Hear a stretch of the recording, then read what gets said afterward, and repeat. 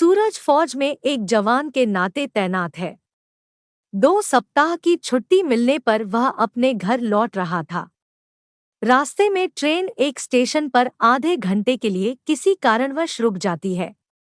सूरज platform पर उतरकर खड़े होते हैं, तभी उनके पास कुछ युवतियां आपस में हंसी मजाक करते हुए एक दूसरे की खिंचाई कर रही थी। हंसी और मजाक के इस संवाद को कोई भी व्यक्ति सुने तो मुस्कुराए बिना नहीं रह सकता था। सूरज भी उनकी बातों पर मुस्कुरा रहा था। तभी युवतियों के मंडली में एक लड़की ने सूरज की ओर देखा और असहज महसूस करते हुए शर्माते हुए वहां से सभी को खींच कर ले जाती है। अब तो उस लड़की का भी मजाक मंडली में बनने लगता है। सभी सहेली को एक और हंसी का माध्यम मिल गया था। इस घटना को सूरज ने एक रोचक ढंग से देखा। साहचर्य उसे आभास हुआ कि उसका हृदय सामान्य गति से अधिक धड़क रहा है। लगता है युवती की शर्म हया और उसका घबराना मस्तिष्क से बाहर नहीं निकल रहा है। सूरज पूरे रास्ते उन युवतियों के हंसने, बोलने और उनके अंदाज सभी को एक एक पल, एक एक क्षण जी रहा था और उससे भी अधिक उस युवती को नहीं भूल पा रहा था जो घबराते हुए सभी सखियों को रोक ले गई थी। सूरज घर तो पहुंच गया, किंतु उसका दिल अभी भी उस प्लेटफॉर्म पर लगा हुआ था। मन मस्तिष्क यही कहता था कब उड़कर उसी प्लेटफॉर्म पर पहुंच जाऊं और उस दृश्य को फिर अपने आंखों से देखूं। किंतु अब वहां कौन मिलेगा? सूरज बहुत दिनों बाद अपने घर आया, किंतु पहले के मुकाबले वह इस बार अधिक खुश नहीं था। रात को विश्राम करते समय सूरज करवट बदलता रहा, किंतु वह सारी घटना और वह हंसी ठिठोली, वह मुखड़ा आंखों से ओझल होने का नाम नहीं ले रहा था। पूरी रात इसी प्रकार करवट बदलते निकल गई, किंतु नींद अभी भी नहीं थी। अब सूरज का हृदय उस यौवना के साथ हो गया था। अब उस यौवना के बिना कहीं मन लगना मुश्किल था।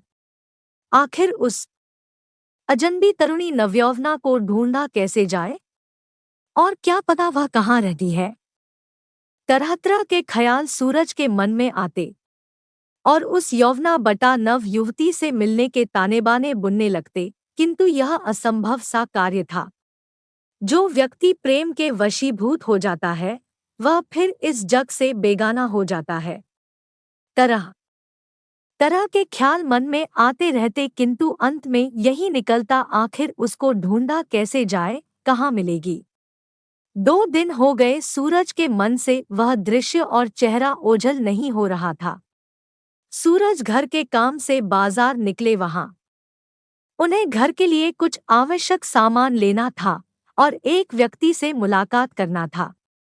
सूरज सारा सामान लेकर उस व्यक्ति से मिलने पहुंचे, किंतु व्यक्ति को आने में समय था, इसलिए सूरज पेड़ के नीचे एक चबूतरे पर बैठ गए जो बाजार के बीचों बीच था। चबूतरे के पीछे प्राचीन शिव मंदिर था और कुछ दूर पर एक बड़ा सा गिरिजाघर भी था।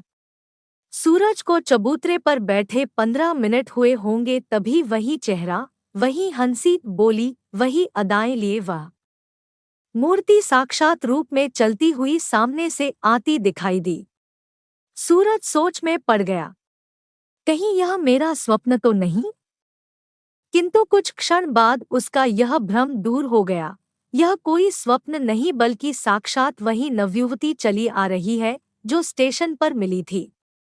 बस क्या था, वह नवयुवती जैसे ही सूरज के सामने से गुजरी, अकस्मात नवयुवती नहीं निगाहें सूरज को पहचानी और फिर शर्माते हुए तेज कदमों से आगे निकल गई। सूरज अब और बेचैन हो गया और उससे मिलने की तीव्र उत्कंठा में वह अपना सारा सामान वहीं छोड़कर उस युवती के पीछे पीछे गया। किंतु कुछ ही देर बाद वह युवती भीड़ में अदृश्य हो गई। सूरज चारों तरफ ढूंढता रहा, किंतु वह युवती फिर एक बार आंखों से ओझल हो गई। काफी देर ढूंढने के बाद भी जब कोई सफलता हाथ नहीं लगी, वापस लौटकर अपना सारा सामान लेकर उस व्यक्ति से बिना मिले वापस घर आ गया। अब बेचैनी पहले से ज्यादा थी। किंतु एक उम्मीद थी कि अब उससे मिलने की संभावना और अधिक होगी। पहले जिसका अता पता भी नहीं था, अब कम से कम वह उसके इलाके के बारे में जानता तो है। सूरज अब काम रहे चाहे ना रहे, वह छोटे छोटे कामों का बहाना बनाकर बाजार पहुंच जाता और प्यासी नजरों से, उत्सुक नजरों से उसने युवती को ढूंढता रहता, किंतु नवयुवती कहीं दिखाई नहीं देती। 4-5 दिन सूरज को परेशान हुआ, बाजार में कहीं भी वह युवती नजर नहीं आई। सूरज को चिंता सताने लगी कि अब छुट्टी की मियाद भी पूरी हो जाएगी और उस नव युवती से अगर नहीं मिला तो मन कैसे लगेगा और कैसे मैं अपने काम पर पूरे मन से जा सकूंगा। आज सूरज की माँ को एक गांव शादी में जाना था, आने में रात हो जाएगी। गांव का विवाह रस्मों रिवाजों और पूरी हिंदू पद्धति से होती है, इसलिए रात्रि भोज में समय लगने के कारण रात होने की संभावना अधिक बढ़ जाती है। प्रेम की पहली निशानी माँ ने सूरज को अपने साथ शादी में चलने के लिए राजी किया। सूरज अन्य ढंग से शादी में जाने को राजी हुआ। शादी में पहुंचकर माँ अपने सखी सहेलियों में मिल गई। सूरज का कोई हम उम्र नहीं था, इसलिए वह मेहमान खाने में बैठ गया और अपना समय काटने लगा। एक रस्म की अदायगी के लिए जब सभी लोग आंगन में इकट्ठे हुए तो सूरज को भी वहां जाना पड़ा। सामने कई सारी सखियों के साथ हंसी ठिठोली करते फिर वही चेहरा ठीक सामने नजर आया। अब सूरज से रहा नहीं जा रहा था, वह चाह रहा था कब उस नवयुवती के हाथ पकड़े और उससे शादी करने का प्रस्ताव रखें। बस यह भीड़ नहीं होती तो यह कार्य करने में देरी नहीं होती, किंतु इतने सारे रिश्तेदारी के लोग क्या कहेंगे, सब जगह तरह तरह की बातें बनेगी, यह सोचकर कदम एक जगह जम गए। रात को जब वापस घर लौटने की तैयारी हुई तब माँ को छोड़ने उनकी सखी आई और उन सखी के साथ वह नवयुवती भी थी जो माँ को विदा करने आई थी। माँ ने अपने सखी से परिचय कराया, यह मेरा बेटा है, फौज में है, 2 सप्ताह की छुट्टी पर आया है। एक सुंदर और घर को संभालने वाली लड़की की तलाश करके इसका भी घर बसा देती हूँ ताकि जल्दी से पोते पोती घर में दौड़े। माँ ने अपनी सखी और उसकी बेटी से परिचय कराया। बेटी का नाम सोनाली है, यह आज पता चला। सोनाली कितना ही प्यारा और सुंदर नाम है। सूरज अब ऐसे खिल गया जैसे बसंत आने पर प्रकृति खिल जाती है।